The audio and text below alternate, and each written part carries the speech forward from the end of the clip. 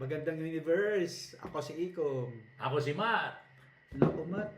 Kamusta na ba si Manang Aimee, ha? At si Natatawa. Ading? Si Ading, pag sinasabi mo, natatawa ako eh. Lalo na, ito yung nagwala itong si Aimee nung rally mismo, nung INC umakyat. Kaya nga itinigil ng INC dahil iba na eh.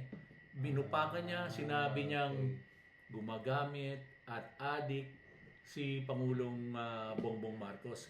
Isinama pa si Lisa. Isinama na rin yung anak niyang si Sandro. Kaya medyo gera ito. Pero tama ba yon? Parang family feud ba to? O sibling rivalry ba to? O talagang in-laws rivalry? Ako, nakikita ko may malalim na galit talaga dyan si ano. Hindi lang yung lalim ng galit niya Kanina. kay Lisa. Anong pinagugutan niyang galit? Kasi nangyari yan, si Lisa talaga, si Aimee talaga, ang may hawak lagi ng campaign pag tumatak. Yung senatorial race niya, si Aimee talaga ang humawak ng campaign eh. Siya nagmamaniobra, lahat ng media. Pero nung dumating sa pati sa presidential presidential election, hindi na nakaporma si Aimee. Si Lisa na ang humawak sa kampanya. So, anong problema natin doon? Eh, Na-chapera ba siya? Itsapwera talaga siya. Lalo na nung nanalo, hindi siya kasama sa mga inauguration. Ang sinasabi nga, wala sa kusina si Aimee. Kaya ngayon, galit na galit. Hanggang ngayon, walang tigil. Pero yung nga lang ba, galit lang ba talaga siya o baka may 2028 tayo dyan? Yung sinasabi mo nga, na maaring ginagamit niya yung sitwasyon na ito, ginagamit niya si Sara dahil sinasabi mong tatakbo siya sa BC para sa 2028. Kung kukunin siya. Di ba? Kasi parang maligalig, gano'n. Sobra eh. Anong pupuntahan nito? Saka parang, alam mo naman, tradisyon mga Pilipino, yung pamilya, away pamilya lang yan. Hindi yan nilalantad. Sobra to. Hindi talaga. Ito nga yung sinabi nga niya na the lady that you see is not my sister. Biro mo sabihin, impacta? Hindi nga ba, sister? Ano ba totoo doon? Hindi. Sister ba, hindi?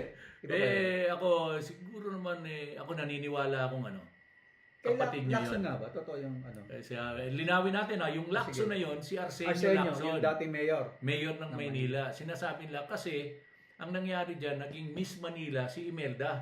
Okay. Nung naging Miss Manila, baka nabigyan daw ng pabor. Kaya ito raw ang resulta. Pero hindi na pinapasubali. Baka, intriga Diba? yan, ha? Yun ang usap-usapan. Okay. Anong pabor? Presya na ho kayo, ha? Lang. Pabor. Sensor. Pabor. At lumabas na nga itong si Aimee. Pero ako naniniwala ako sa si Aimee is talagang nagwawala. Wala sa sariling Pero hindi naman nagmamatter kung totoong kang kapatid o hindi. Yung malaga ay may naigagawa ka sa yun na nga eh. Para na lang sinaniban kasi si Aimee. Yan nangyari sa Sanib kanya eh. talaga. Ewan ko ano sa'yo mo, sanib saan? Sanib saan yan? Sa baba?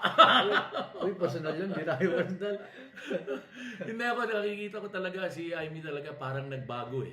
Okay. Nagbago talaga siya, nag-iba na siya. Sa galit niya kay Lisa, ibinuhos niya sa kapatid niya. Kaya yan na.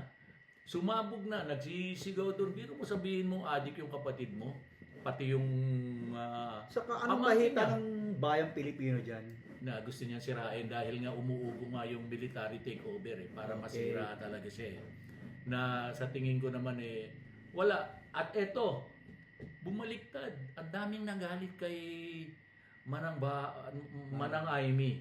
Okay. Maraming nagalit sa kanya. Sumobra kasi papel ng papel, kung anong ginagawa niya, kung saan-saan na lang lahat Acting prowess niya yan talaga. Sobra. Sanay sa teatro din yata. Kaya walang katotohanan, puro teatro yan eh. Kaya kita mo, kung murahin siya, naku po, hindi natin maintindihan. Yung baho ng magkakapatid, balagan na, tsaka bakit niya sinuportahan si kung alam niya ng adik yung kapatid niya, bakit man niya pinatakbo pa kay Sara? Di pinagamot na lang na sana. Pwede. Hinintay pa niya ngayon, di ba? Pwede naman. Sa tingin ko talo dito si Aimee sa nangyayari. Dahil ang Pilipino kasi mapagmahal yan sa kapatid eh. Right or wrong. Pero eto, wala eh.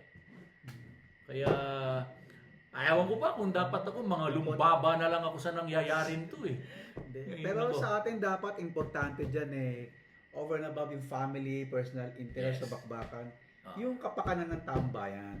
Dapat May punto. ano, Tama yan. umiral. Oo. Kaysa bakbakan parang, ano mahita natin dun sa ano na yan? Eh ano ngayon kung addict, kaya may napangapanghawakan ka ba? Yung ganun tipo. Pero yun ang gusto Pero ng meron na Pinoy. silang ano eh. Marites eh. Oo. Kailangan gusto ng Pinoy. Yun. May pinag-uusapan ng Kaya ganun naman eh. dapat nandito tayo Oo. para paliwanag, klaruhin yan. Okay? Oo. Go! Okay. Bye-bye! Bye. Susunod.